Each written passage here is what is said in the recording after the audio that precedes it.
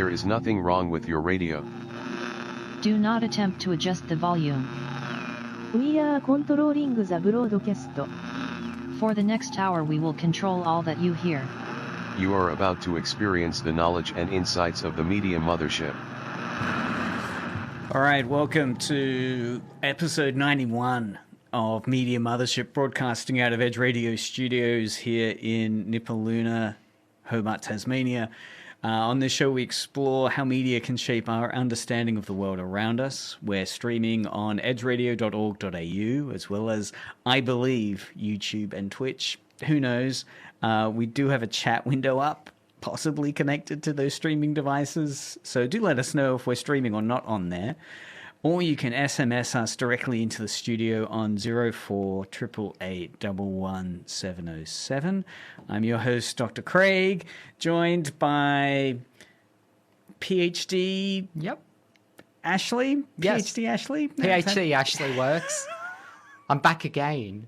You are. I'm like Godzilla, like we discussed last week. I'm back. That's right. People thought, Just can't get rid of me. What a cliffhanger from last episode, with the reveal of the manga. What was it? Manga Kaiju Caramelize? Yeah, Kaiju Girl Caramelize. Kaiju Girl Caramelize. And that got us talking afterwards about manga, and we got talking about moe, I think, and I was saying how I felt moe is associated with the decline of kind of manga and anime for some people. And that's spawned today's topic, which indeed is going to be deep diving into some genre aspects of, or some classification aspects of Japanese comic books and animation, and the broader impact that can have on us. Yes. Media culture more broadly. So today's topic, we're going to be looking at moe. The definition I've got here, and we'll be trying to tease this out during the whole show. Definition I've got here is it refers to a feeling of strong affection or adoration towards characters who are cute, innocent, and endearing. These characters often evoke protective and nurturing emotions in fans. It's a term used to describe the charm and appeal of these characters, making them beloved by many. Does that kind of get us started? Yeah, so I'm sure there'll be people who will disagree and go for a very, moe is this type of character, but that's I guess from Patrick Galbraith, I think. Patrick Galbraith, one of the key kind of researchers in this space. We'll put some links to some of his work in show notes later. Yeah, and that's, I guess, the definition that he uses, and I think it's quite a decent explanation. So, yeah. Excellent. And look, we're going to put a bit of a listener discretion advised thing here to save us, as inevitably our discussion might stray in the direction of the controversial topic of lolicon. So that's content, lolicon's content that includes themes that may be disturbing or uncomfortable to some listeners, including the portrayal of young characters in potentially explicit contexts. We encourage listeners to approach this episode with sensitivity and awareness. Listener discretion's advised. So, yeah, it's going to get pretty exciting or informative. Yeah. Both, hopefully. Yeah, hopefully. So, to get us started, as we've done, we're going to turn the start of it into a bit of a react discussion. I came across 2 YouTube clips from 9 years ago. I mean, obviously, manga and anime, there's content that's happened since then, but I think it gets us off to a good start. So what we're going to do is play aspects of these first 2 video clips. The source is from SourceFed Nerd. Do you know anything about SourceFed Nerd? I've heard the name. I think we've reacted to them before, maybe. That's right. Well, my inoculation is still in my system, so I think we can react again. All right, so what we'll do is we'll play their first parts of moe, and we'll pause it at certain points and try and unpack it a bit further using our combined intellectual might. Yep. So here it is. What is moe? What is moe? Is it cute? Is it innocence? Or is it creepy? We have just stepped into dangerous territory as moe has multiple meanings and the subject itself is highly argued over all the time. The main issue with moe is that the line between moe and lolicon is sometimes blurred. We'll discuss the controversy over moe in next week's episode, but for now let's clarify what moe actually is. In general, I think of it as a distinguishing feature or trait that makes a character stand out in a charming and endearing manner. A lot of people explain moe as having a little sister effect where you want to take care of or protect the character. The word itself originates from the Japanese word moeru, which means A, to burn up, or B, to sprout or blossom. Okay, so I like that Japanese origins, to burn up and to sprout and blossom, because it is one of these translation headaches that you hit when you're taking a Japanese concept into English. Because I guess in Japanese, this term, and the reason why we're not saying, because we could be saying in English, Yeah. this is my, like, I have a burning feeling towards this character. I have a budding feeling towards this. Neither of those work, right? No, we never no. say, what did you really like about last night's episode of My Little Pony? Yeah. And you could be saying, well, I loved how, this My Little Pony character did this. Pinkie Pie. Pinkie Pie. There we go. Yeah. And I'm specifically using My Little Pony because I do think that Yeah. has some of the it's a Western text, which I think shares a lot of this moe. I think definitely Generation 4 has a lot of moe in it. Generation 4? Yeah. Which generation's That's that? the previous generation. It was massive and sparked the whole brony movement. And Right. Oh, right. So Yeah, within so you the had- My Little Pony universe, of course, My Little Pony came out in the 1980s. Yeah. That's Generation 1 or something? Generation 1, I think Generation 2 followed on kind of like it was the lines were blurred where 1 ended and 2 began. Then 3 came out, I think, in the 90s to early 2000s. And then Gen 4 came out around 2010 and was crazy popular. Because you had the bronies. And now we're up to emerged 5. within that. So, yeah. Right. And My Little Pony was huge. It had adult fans. It had male fans towards this property, which had been kind of, stereotyped as kind of girl enjoyment. Yeah. And the reaction to that has aspects of this moe thing we're describing, right? Where people is like, this is my favorite character, which I guess is kind of like, okay, so we've got this term, literally translates as a burning or budding. I do not know for certain. I don't want to Oh, that's true. put myself I believe down. it is. So I believe it is. When I've heard moe defined. I definitely do not know the translation for moe, but I'll take their word for it. But I think, within its anime manga usage, it's also a kind of appropriation of this term to convey, these kind of sentiments of, again, a kind of adoration, heightened interest, right? That, I guess affection and adoration, right? So why do I think the best way to sort of view it would be something like when you look at like a puppy and you go, "Aww," that sort of feeling you get when you do it. That is the word moe is sort of encapsulating that sort of feeling, but to a fictional character.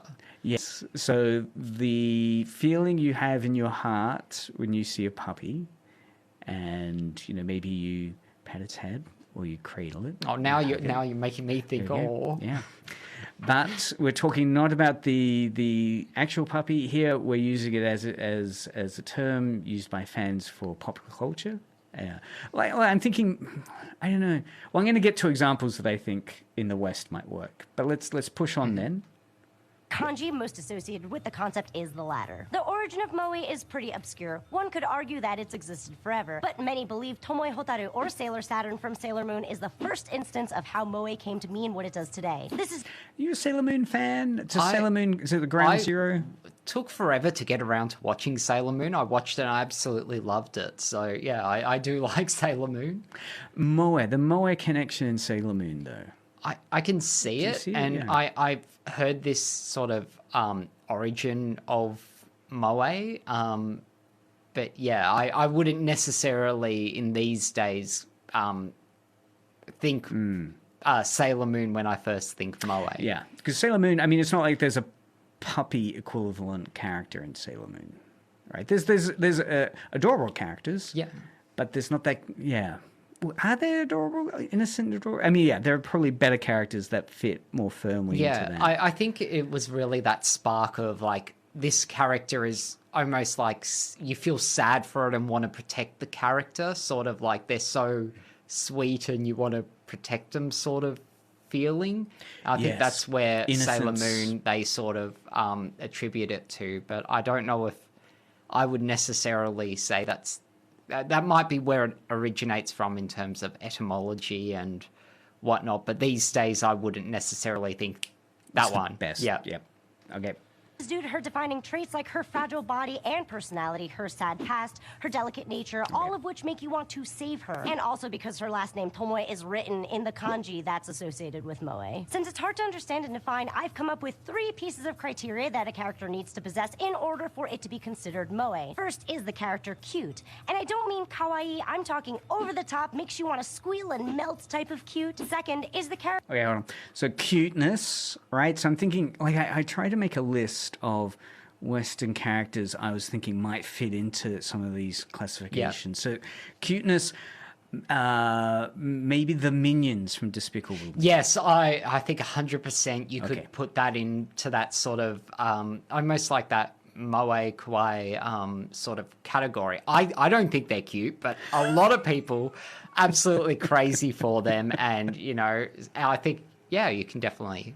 Because I guess they've got what childlike behavior. These are the minion characters from Despicable Me, and they're kind of certainly the merchandising around them.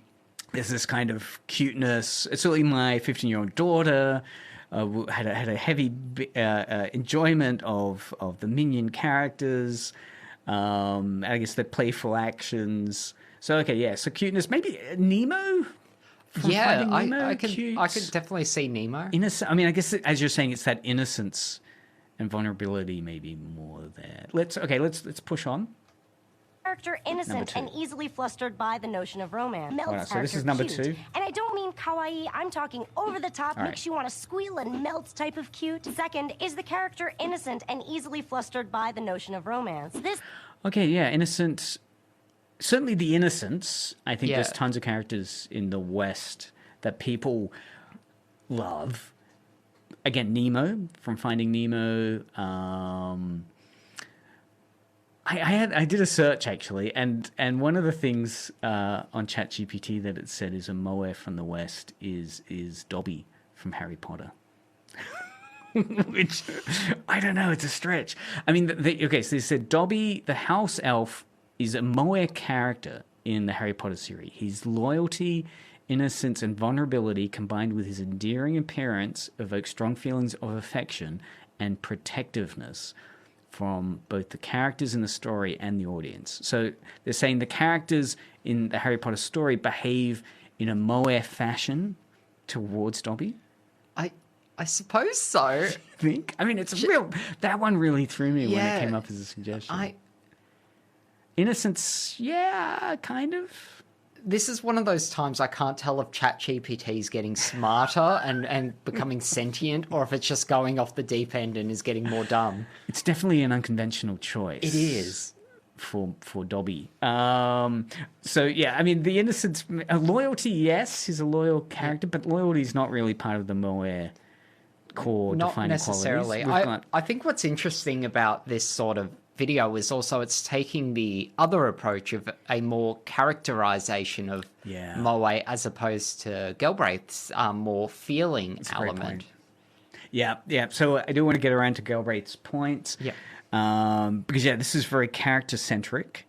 Rather than talking about unpacking the psychology of us as viewers, it's almost that kind of database animal moment of saying, okay, here's a spreadsheet of the rules of the moe connection. And I think the thing that's misleading about this is that it's not like I could go out tomorrow and create my manga that has these rules and get it to be moe.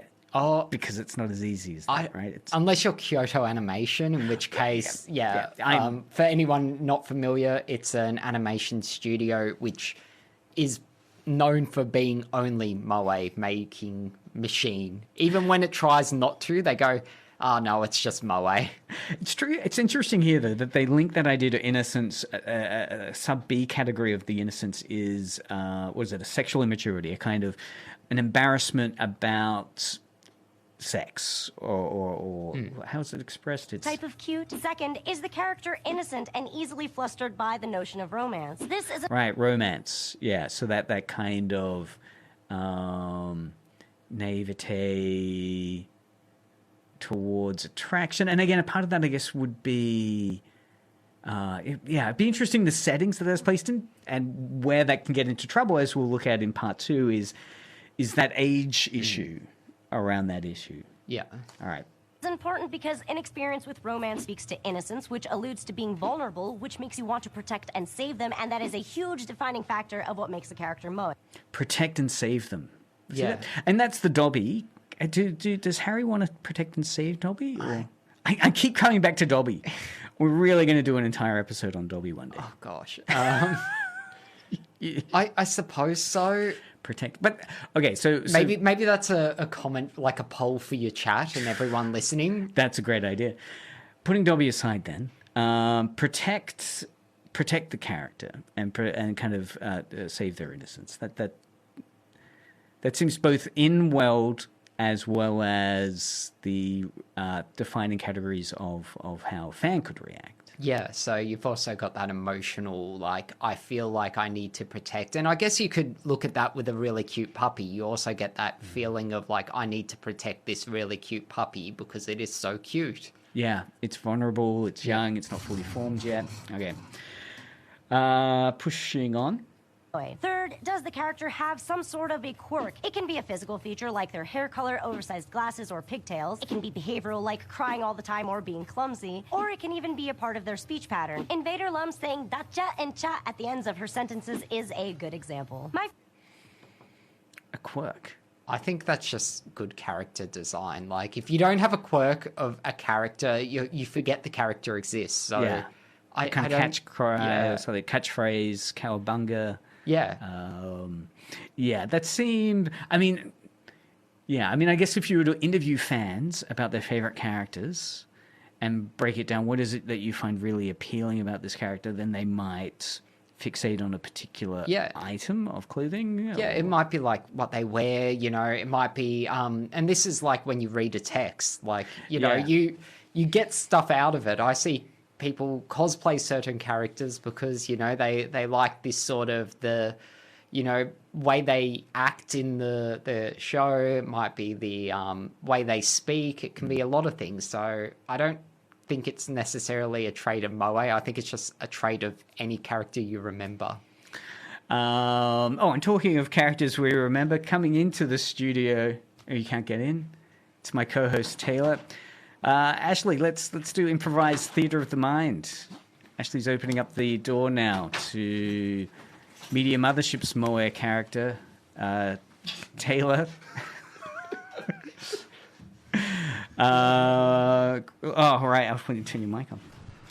Hello. Hi. So you're joining us into the discussion now of defining Moe is Taylor. Yep. Who mainly K-pop, right? Yeah. But Moe, have you come across the term Moe? Not in K-pop, no. So we're going to pioneer Is there that. an equivalent term in K-pop? Mm-hmm. Okay. What is it? Well, I don't know. You don't know? I don't know what it is. SMS in now, if you do. All right, so we're up to category 3. So now we're moving into final statements from this video of defining Moe. Okay. My favorite Moe characters are Rika from Chunibyo Demo Koi ga Shitai, Chio-chan and Osaka from Azumanga Daioh, Kotomi from Clay. All right, well, that's a bit boring. She's just listing off her... I approved of Rika straight away. Top tier, right, one of my right. favorite characters, so yes. Anad, Kuroneko from Oreimo, Kosaki from Nisekoi, Maraka from Nagino Asukara, Rumi from Tonari no Seki-kun. I might as well just read Kana Hanazawa's IMDb. Check out a bunch of these and more on Crunchyroll. So what I can understand from that is Moe, it means you have big eyes. Is that right? It is a kind of defining feature. What was the definition we've got so far? It's that the character... what were the 3 rules? It's that they've got to be... I've already forgotten. I know. It's they've got to be... I think the rule 2 is they've got to be innocent. Mm-hmm. And, it means that in the viewer, they want to protect them. So for example, I was saying that the character... I kept coming back to Dobby. Because I did a damn JetBTG search, and it said, here's the following characters from the West that are Moe. And it had, obviously My Little Pony in there, but I had E.T. the Extraterrestrial. So it said E.T. is a Moe character because childlike innocence. Okay. It's vulnerable, right? Yep. So there's a part of the definition, vulnerable and childlike innocent. They evoke a strong protective feeling in both characters in the movie and the audience. Okay, yeah. Right. Wall-E is Moe, again, because of this innocence, loneliness, pure-heartedness that the character has. The minion characters from Despicable Me. Oh, yeah. Because they are kind of childlike and cute, right? There's also a cuteness to them. So E.T., I wouldn't say E.T.'s cute or Wall-E's cute. I mean, people can define cuteness at a bit of a stretch. Equally, Dobby is not cute. But, yeah, the Despicable Me minions are Finding Nemo, the Nemo fish, the Nemo character. Again, vulnerable, innocent. Now, Dobby. So the argument here is ChatGPT saying Dobby, the house elf, is a Moe character in the Harry Potter series. His loyalty, innocence, and vulnerability, combined with his endearing appearance, evoke strong feelings of affection and protectiveness from both characters in the story and the audience. You're a huge Harry Potter fan. Yeah. So do the characters in Harry Potter behave protectively and with strong affection towards Dobby? Harry does. Harry does. That's it. All right. Yeah. Okay, so Harry would here be demonstrating the characteristics of Moe towards Dobby. There could be a great fanfic there. There probably already are. Oh. There would be 100. In a previous life on Media Mothership, we did some radio dramas based on fan fiction type experiences. So that's what we've unpacked so far. Ashley made the great point that what we're focusing on here, however, is a definition of Moe, which is based within the character, right? The other way of coming from this question isn't based on what are the defining rules of characters that you need to have. It's instead what the experience of the fan is. So we're going to play a short clip from an interview with Patrick Galbraith.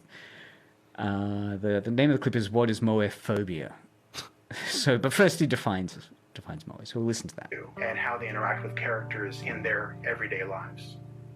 So when we're talking about Moe, I think what we're talking about is specifically an effective response to fictional characters. And there's a lot of parts of that are important, but I'm just going to focus on a few. So it's an effective response. So someone's responding. What are they responding to? Or they're responding to something. It can be a lot of different things, but it tends to be a manga anime character, right? So it could be a manga anime character in a game, or it could be a manga anime character in a light novel, or it could be a manga anime character as a figurine, or it could be the voice of that manga anime character. But in the world in the sort of field in which I'm interacting with people, they tend to reserve that term for this kind of response they have to characters. So affect meaning just simply a kind of response, a bodily sort of response. You're sort of being moved by this encounter with another body. So that body that we're talking about is a fictional character, is the kind of theoretical frame I'm working with. So for them... All right, I'll just pause it there. So rather than saying it breaks down to this kind of matrix of characteristics, innocence, childishness, protectiveness, and cuteness and a character quirk, it's much more a kind of, do you feel a certain emotion towards a character, right? And again, these feelings would be, a feeling of maybe protectiveness. What were the other characteristics that could be? Protectiveness? Big eyes. I didn't feel big eyes. You don't have that filled me with a feeling of big eyes. Isn't the whole thing around big eyes is it's meant to elicit a dopamine response when you consume it? I thought it was meant to be a kind of a parent-child bond that gets triggered biologically that we associate at a Because kind babies of... got big eyes. That's right. I got bloody big eyes. Yeah. I don't know why I made it with that emphasis. But no. It's that idea. It's kind of in our reptile brain, that trigger of nurturingness because of the associations we have. I'm not a psychologist. A complete warning there to anyone listening to this. That's not clear by the 91 episodes up till now that we've done. So yeah, it's like they overdo it in order to elicit a response. So I'm thinking of like when you've got in Studio Ghibli when characters cry and they've got these massive streams of water that come out of their eyes. It's because that is the embodiment of crying. Yeah, and so I guess there's two ways of coming at it. One is, the just definition we heard before, which was, here's the characters and here's what they do. The other one would be once you start talking with people that like particular types of manga and anime or texts, and they define certain emotional connections, then suddenly that's where that term moe would be useful to unpack it. I mean, that's kind of what you were gravitating towards as well, Ashley. Yeah. Are you convinced by that approach to it? Is that a more convincing way of approaching this question? I will always side with Patrick Galbraith over a YouTube channel. So, except if it's Media Mothership. Oh yeah, no, 100%. 100%. I should specify Media Mothership number one. But yes, just Patrick is always, very good at breaking down these concepts. So yeah, look, I mean, and I do think it's an important distinction to make because what I think matters here is that, after hearing the rules of creating moe characters, I couldn't rebrand Media Mothership as like the moe version and assume that people are going to have a protectiveness and love towards Media Mothership. Yeah, moe Mothership. Moe Mothership. Because, you can't just manufacture that in that way. It has to happen organically. It has to be something that, and it's really that, that emotional engagement. You can, good filmmakers can manipulate that, but they can never guarantee it. Totally. So as you were saying, the tears welling up and all of that, in theory should translate to this emotion. But equally, it could be mishandled, and suddenly you're laughing at this scene, or you're just turned off of the scene. So yeah, we'll unpack further aspects of that. I mean, I'm interested, I guess, in maybe that's part 2 definition, because that gets into this area of, that's all well and good. And it's interesting trying to translate that into the West, where these figures are very much engaged with at an almost adult to adult level, right? You've got, Harry Potter or teenager to teenager level. What if it's, adult to child kind of unpacking? So let's have a look at, again, returning to definition 1. If we're defining it as core characteristics semiotically of a text or character, what that moe translates as. What is moe part 2? After last week's episode, we now know what moe is, so let's talk about what it isn't. Many argue that moe is an evolution of lolicon, lolicon being the blatant sexualization of young or young-looking girls. The correlation... Is that correct? Lolicon is the blatant sexualization of young-looking girls. I would say so, in a pretty simplistic way, yes. Because, and it comes from, like, Lolita Complex, and I know there's the book Lolita that came out, in the 1920s or something, by the Russian author? Yeah. No, sorry, I was Russian author, yes. Russian author, yes. I was just getting confused because I know Lolita, the clothing, does not originate from there. So I was getting lost in this. Right. Yeah, so I originally had that back when I was doing my honours, and Emerald King got really picky on me, saying, no, you can't do that. And, trust Emerald. Amazing. I mean, is the clothing that we're talking about here that kind of French made? Yeah, I mean, that's a really trivializing, reductive way to refer to it. But it's that some of that, but there's other styles. But Lolita completely different from lolicon. Right. So that Lolita fashion Do you know anything further? Well, we'll get Emily into this. I know that it's not cosplay, and I know it is not related to lolicon. So, Is it related to Comic-Con? yes. Okay. No, well, you do see it at Comic-Con sometimes. Yeah, So, yeah. yes, Yeah. so it is related.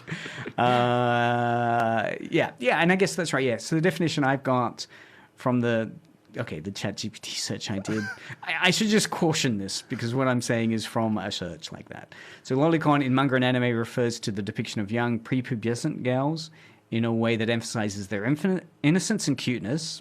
So we've already had that as the kind of moe-ness. But they add to that, it's often with a sexualized undertone. It can, I would say for lolicon, yes. Yeah. Lolly For moe, by it doesn't. itself is different because it's a character Right. portrayed in that way. Lottie, so you can have a Lottie Although character. that would just be just a young character, so how you define it could be different, but lolicon is that complex, so feeling that attraction. And for male, it's shotacon. Oh, okay. Hold on. So yes, what we're referring to here is Lolita complex. So Yep. it's a complex. It's a kind of a type of engagement with a character from a reader, Yeah. or a viewer, which has within it a kind of sexualized undertone Yeah. in terms of how they explain it. What's the other one? The shelter. Shotacon. What's shota? Shota is like young boy, and then complex. Right, right. And equally, what we're talking about here Yeah. are prepubescent characters. So it involves characters who are designed to evoke a sense of attraction or affection, as we defined in Moe, and typically that's fine. You know, the Dobby character, I can't get him out of my head. Are you going to turn him into a shotacon now? I fear that might But be no, happening. no. SMS in now if you want my fan fiction. No, I'm thinking maybe Nemo from Finding Nemo and the Minions from Despicable Me. Right? They do have affection as a fan. But the controversial here is the age and portrayal of these characters. So let's continue our dive in here. Comes from the notion that adult males shouldn't be obsessed with a show like Magical Princess Minky Momo or My Little Pony that's aimed towards a young female audience. Yes, that's interesting because I know there was something I was reading even about the writer of Sailor Moon was saying she just doesn't get why there's a lot of adult male fans. And it's not aimed at that audience. It's not intended to be engaged with. And she doesn't say it's creepy, but as you're reading between the lines, you're thinking, well, clearly, yeah, there's a creepiness potentially around these this story depicting high school girls and their magical powers. I think it's just a transformative way of like looking at the text. You find meaning in it. Maybe it's this strong females in your life. You're supportive of the feminist message. Maybe it's, you know, you don't like the physical punching. You like the magical element. I think people will read it many different ways and My doesn't Little have Pony. to be creepy. Yeah, My Little Pony shows really that. good storytelling. Yeah. That brony element, that adult engagement element. Were you a My Little Pony fan? No. Okay. I'm a Bluey fan. Oh, well, but see, Bluey, there we go. yeah. Bluey. All right, so Moe and Bluey is pretty strong, I feel. Yeah. Like these feeling. I mean, how would you define the Moe-ness of Bluey in terms of Oh yeah, definitely. I mean, in the case innocence of and cuteness? Bluey and Bingo, And Bingo is a character Yes. who does what? is Bluey's sister. Okay, right.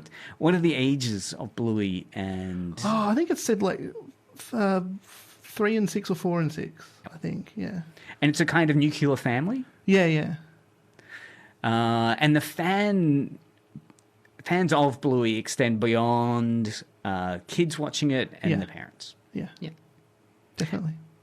An example of that was the Bunnings store did Yeah. a sale or something. Did you find a lot of other adults buying the Bunnings Oh Bluey yeah, gnome? yeah. Or was The it was gnomes. The gnomes, yeah. The set of 4 limited edition gnomes. It was only adults that came in and bought them and then fleeced them on the eBay and stuff like that. Have you fleeced yours yet? No. Okay, you're saving them up as a Yeah, still worth retirement. $450 each, but sure. Because again, yeah, Bunnings isn't a store associated with toys and kids. I mean, obviously, parents will go there to go shopping, and the kids will be there, and there is, you know, a kids' play pen in some of those stores. But yeah, it is a type of store that adults will also. Japan, you get Akihabara selling anime figures. In Australia, you get Bunnings selling Yeah, Bluey. yeah, It's that's our very soft true. power. Yeah, I like that. Bunnings.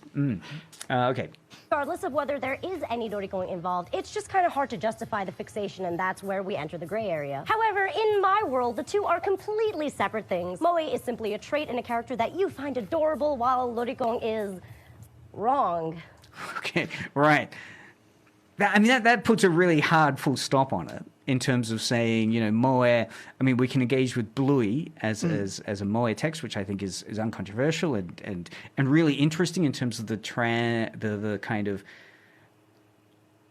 tran ageness going, the kind of crossover of ages that are there. But there is it's so difficult to engage with this space. Yeah, so it does get very grey area, and unfortunately, Australian laws are terrible at addressing that sort of grey area between there, because there's a lot of federal police. A lot of it comes around the Customs Act of 1901 in Australia. The Australian Customs federal, Act, 1901. So we're talking like. It's gone through. Era. Yeah, it's gone through a few revisions, but it's still extremely outdated. In which the border force determines whether you've broken a law or not, bringing content into the country. It's enforced by the AFP nowadays. With the internet, the e-safety commissioner also gets involved, and you have the independent jurisdictions. But all of this is also meant to be under the classification board, which is outlined in that act. And so there's two things. So the first thing is the border force. So this is the classic kind of border security TV show that you will watch, where normally they're busting, someone bringing in something that has like a lot of ants in it because it was this wooden totem pole from Papua New Guinea, or someone that's brought in like a kilogram of raw eggs that's in some kind of plastic container. It's like, oh, I didn't know this was a problem. They're also going to bust you for a comic book. Yeah, so if you've got like your secret stash of Dojins cheese, like you could get busted. But yeah, no, it's... And it has happened, right? People have come in through this country and been put on the sex offenders list because the border security officers determined that this, comic book that's come in from, let's say, Japan, they've felt that is portraying young prepubescent characters in a sexualized context. Yeah, absolutely. And the really frustrating thing about the law is that all these jurisdictions are really bad at negotiating the grey area, but the classification board is probably the best handle at adapting and considering that nuance. So the classification board, this is what, for movies and video games, we'll have like a PG classification, an M classification, MA, so they're also going to act potentially within manga. They can react. There's 3 classifications for books, and I need to do a disclosure here because I am an accredited and authorized reviewer for the classification board. Really? That's fantastic. I got the confirmation email this morning. So, you're kidding? So yes. Because this has been a mystery to many people out there in terms of who is it that determines... Because what is your role? Are you part of that group that determines? So I could theoretically do that. I went for it because I was sort of researching this space of where the grey areas in the law says around this sort of material lately. And I wanted to get more of an inside look of how they determine all that. And it comes down to 6 elements. Hold on. Sorry, I'm going to... My mind is blown. How did you apply for this position? Is it just the website? You just go to their website, you send them an email saying, I would like to do this. They send you, they enroll you in a course and you do a course. You have to pass at a certain degree. So to be a... authorized person, you have to get 80%. You have to be 90% if you want to be accredited. Correct answers on a multiple choice questionnaire. So you have to sit there's about 20 questions multiple choice, and then they actually show about 10 clips, and you have to say, okay, this is where it's rated. This is what I observed. These were the stuff. You have to pay attention to everything. Right. So these would be like you'd point out breaches of some. Like the amount of skin that gets shown. Yeah, so it'll be like, okay, based on the skin showed, where would this fall between, G to, all the way up to R-rated, because they don't permit beyond R-rated, so X or refuse classification. It's not allowed in Australia. Yeah, so it's just those 5 categories that we're familiar with. And what they base it on is they've got 6 elements in which they make assessments on, which is violence, any sort of sexual imagery, nudity. So violence would just be like a Chuck Norris action movie. Sorry, that's a weird person.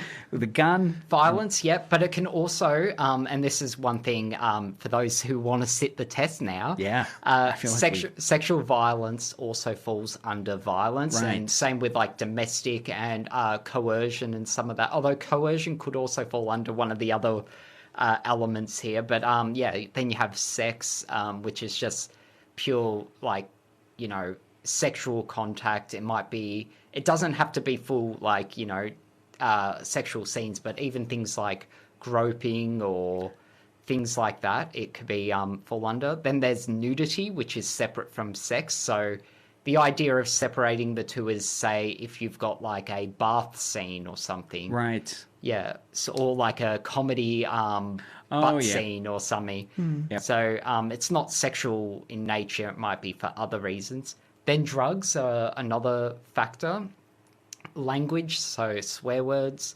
And then themes, which is a broad element. And then there's mitigating factors, which help determine. So they've got these 6 elements. They're factoring in mitigating factors. There's so much there that it's like the test alone took me way too long to do. It took me a full day of like thinking about it and having to look and go, is this right? Is that right? It is quite a full-on test. So don't go in thinking, oh, I can just pass it, no problem. No, it is full-on. But yeah, no, that's why they're actually really equipped at determining these factors. But how our system is set up under this act and under a lot of the laws, it means you've got about 7-8 different jurisdictions conflicting with each other. By jurisdictions, you're meaning like the federal Australian government, then you've got Tasmania at a state level. But like between states, you have different laws. So like most states, for lolicon, for instance, we have this no rule, anything under 18 is illegal. Then you've got like Queensland and I think another state, which is like, between 16 to 18 is fine. Right, so even if there's sexualized content portraying a character that's aged between 16 and 18, for example. And this is for animated characters as well, right. I should specify.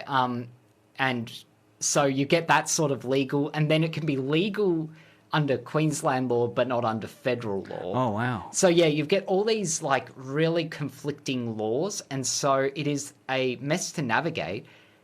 And it would just be so much easier if everyone just took a step back and left it to the classification board, because they are really good at determining these sorts of things. In terms of the manual, I guess the information that's there, the clarity of the semiotic unpacking. Yeah, so they look at it and they go, okay, because one of my thoughts was the Simpsons movie, when Bart Simpson is skateboarding, there's a scene with his genitalia out. And you go, why is this PG rated or G or what? I think it's PG in Australia. Why is it that's okay? But like, isn't that where it falls into some of this grey area? And under all those other jurisdictions, there is a high likelihood it would fall into criminal stuff. But the classification board can say, no, it's an animated joke deliberately set up with all this previous context. Yeah. It's only in like this one less than a second clip, and it's intended for a comedic reason. It's not a sexualized reason, and therefore we can determine it is not a part of this sort of lolicon, shotacon pornography. And that would be mitigating circumstances. Yeah, absolutely. So that's why the classification board is really good at determining things like that. And like, say, a lot of like Totoro when you're in the bath scene and Yeah. that where you've got an adult bathing with children, not in a sexual way, just a cultural context. The classification board can look at it and go, yeah, that makes sense. And then once the classification board looks at it, it deregulates it and makes it more accessible. Once it's classified, it falls under the law of acceptable.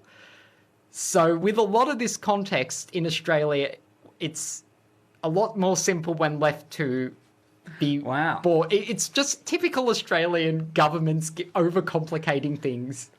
In terms of, those states and... well, that's interesting. Well, yeah. Sorry, I went on a bit of a tangent, but I felt it was important to bring up. Let's listen to this now. This is lolicon legal in the United States? Now, Ashley's done a great job unpacking it in Australia. What I like about this ad is it's a legit legal professional saying, have you been busted for lolicon? So this is a legit ad? Yeah. Call me now. And he breaks down, again, this confusion. Yeah. Saying, in the US, I imagine it's far worse because of state power being quite a bit stronger than federal. I imagine free speech would also be something so that... they get around to. So let's listen to this. And then, obviously, it's not going to speak to the Australian case, but it is an interesting kind of example of, I guess, the commonness of this issue where someone's brought something into the country and realize now they're busted. Anyway. I think it starts soon. I'm criminal defense attorney Michael Becker. Loli is Japanese manga or anime that depicts underage characters in a sexually explicit way. Federal law prohibits loli possession if 1. The depiction of the underage person is obscene or lacking serious value, and 2. The loli was transmitted through the mail, internet, or common carrier, or was transported across state lines, or there are indications that you intended to sell or distribute it. Therefore, if you possess a large amount of loli, prosecutors will probably presume you intended to sell it in violation of federal law.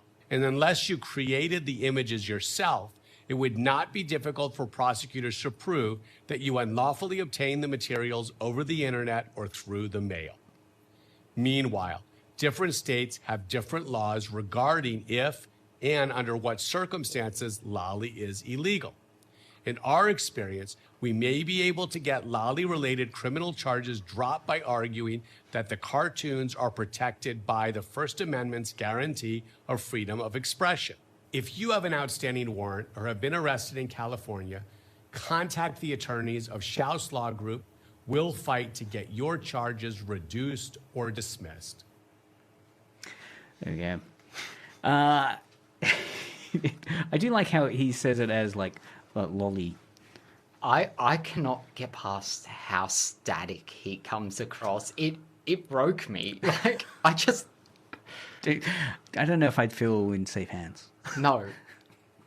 But look, it does speak to the point that this material, there has to be great care in terms of the engagement with this material. And if you're a research student such as yourself, Ashley, part of the decision making, I guess, going on is how you can unpack this, the kind of cultural and social headache that's presenting itself at the moment.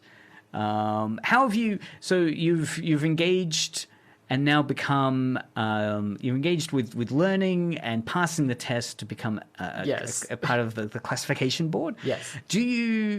Will you get is it like Batman? You'll get called up at some point saying, I think it's more of an elect-in. So I've got access to a portal, which I think I can access other stuff and be like, yes, I'll do this thing. But I have no intention of doing that. If you asked me 5 years ago, I would have said this was my dream job. Is it volunteer? Do you get paid for it? Or? I don't know.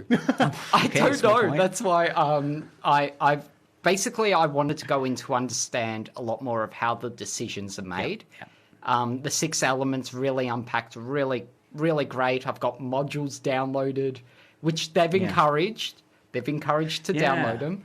and have a copy, but I've got them downloaded so I can understand. And these are modules which unpack some of those. Yeah, the six elements. So they unpack like violence. What is violence? What isn't? How are they classified? They've got the list of swear words from things like bum being potentially G-rated. If you hear this, do you as a classifier need to now indicate on the box that this is G, but it has occasional swear words? Yeah, and how the sort of things and how you write, or even how you write on the classification like G, and then it's like parental guidance is recommended for younger viewers or something on the box art and that. Yes. So like they teach you all that, but which one's your favorite? My favorite of the six elements. Sorry, that's a crude way of putting it. I'm trying to, maybe not favorite, maybe most. It's not enjoyable to unpack. Is there out of one the there six themes? I think themes is definitely the most interesting because that could be like occult themes or something. It can be stuff like that, horror. If there's horror and high suspense. And a lot of those sorts of imagery. It's also got many other mitigating factors and stuff that, if you've got like a movie about extreme homophobia, for instance, it would fall more under the themes than any of the others. So, yeah, very interesting. Do you get a badge? I don't think I'm meant to get anything, but I did get a printout saying, yes, I'm authorized. So Something I've got a you could PDF, frame. so I'm thinking about framing it. Oh, wow. I've blown your mind. Yeah. Is it like crowdsourcing it? Like you put in, like you could you choose, like if there's a video game coming out soon or a movie? I can't do video I know games. exactly what you're doing because you have tried so long to get into the movie reviewing business. You're trying to be able to watch movies and classify them. Wouldn't that be fun? That's what you're doing. But I can't do video games at the moment. Oh, how come? Because that's a different module. Really? So You have to go I've through a whole actually other- signed up to it. I just haven't had the time to complete it. Right. Hopefully it's not too different, so I can go through it a bit quicker. But yes, there is I don't know, another video module. games, it's such a different genre in terms of like it's open form. Some gamers won't even engage with a particular scene. And this is, Australia has such it's such a reputation for so long as being a very draconian state for country for video game classification. And I'm not a current accredited person for that, so I can take a step back and say it wasn't me. So, okay, Does it go through the same classification for music as well? Music, I'm not 100% sure because music does have its own classification, as does books have 3 categories. I think television's now been moved into film, but it's not being offered at the moment. Other than that, I'm not sure. So, yeah. Well, it'd be fascinating to have you back in the future to hear if you've engaged with any actual... Do you have a disclosure legislation? Like, can you disclose anything? I can't talk... I know I really... just based on my own knowledge, that I really shouldn't be talking about films that are not out and all that. Right. And so I won't talk about that. But really, my whole purpose of doing that was to understand where these lines are drawn, especially in relation to anime and manga, and when discussing lolicon, and comparing it back to moe, and being able to say the classification board can easily distinguish between something that is, a lolicon piece of media and moe media in Australia. Yes, because and as we've unpacked here, we've been able to identify some Western text, My Little Pony, Dobby. I knew it. Dobby, of course, the Minions. Bluey. Yeah, I think Bluey's a really useful one to show how harmless this category is and how universal and engaged in the Western space it is as well. However, I guess if we're defining it outside of those character traits into the emotions you feel towards a character, then yeah, it's a kind of under-researched space, that affect theory space, in terms of, obviously psychology has a long history of then unpacking what emotional states mean. There's and a how to current regulate that. ongoing longitude study into anime and manga, which I think in the last version, which was this year's one, they've actually asked a bit about your emotional response to characters. And that here we're talking about, do you feel like feelings of anger? And I guess it shows like you need a level of emotional intelligence to understand what emotions you're experiencing. Because I think most people don't have, that's a very broad I think for some, it could be very challenging to explain their emotions, right? It's like, well, how did this make you feel? What do you mean? I felt good. It's like, no. Did you have elevated heart rate? Did you have, a tensing of the hands, like a feeling of anger, right? I mean, just that kind of illiteracy around emotions and affect seems to be less understood. Then, again, it's much easier to explain Moe in terms of, here's big eyes. Here's a character that has a quirky trait. Here's a character that's innocent because of how they're behaving. Yet by saying, and then that makes me feel protective of them, much more difficult to unpack that feeling. Yeah. Which is what we're going to do now on Media Mothership for the next month, an emotional exploration. Well, look, I'm fascinated, Ashley. It's a shame that we're now nearly at the hour and you've dropped this huge... I've deliberately left it because I wanted to see your reaction. Yeah, well, I feel like we've got someone on the inside of the industry now. You're going to try, though, aren't you? Well, we're going to change your voice. So obviously, in future shows, we'll modulate your voice into some kind of Dalek-type being. So no one will know it's you. And we'll get you to take us through some of the work you do. I don't think I do any work. Well, the hilarious thing is this is just an offshoot of the fact you're doing a PhD research project. Yes. On, what is it? Gender bending, anime and manga. That's right, and transphobia is still an aspect of that. So it's all to do with understanding how gender diverse people, I guess the effect they get from gender bending anime and manga and that. So unpacking how people identify with the characters, identify with the series, reject the series, do they find it offensive, those sorts of things. And this has all come up while looking at it and become a bit of a side project. It's so interesting to me because that moe category of it then arousing in someone a feeling of protectiveness, if you're cosplaying as a moe character, innocent, then how do you handle someone then behaving towards you in world as wanting to protect you or to, like a puppy, hug you, right? I mean, there's this whole aspect of permission, which would be really difficult translating into there definitely needs to be more work unpacking even narrative structures and like how moe is constructed and that. But I guess part of the interesting thing here is, and we're going to bite into a little bit of K-pop Unlimited style. Yeah, no worries. I haven't even got any music ready yet. There's still another hour then of Moe. Is how, part of what was interesting to hear about your journey here, Ashley, is that it's also about setting limits on your research, right? In terms of what limits, because you can't just write forever.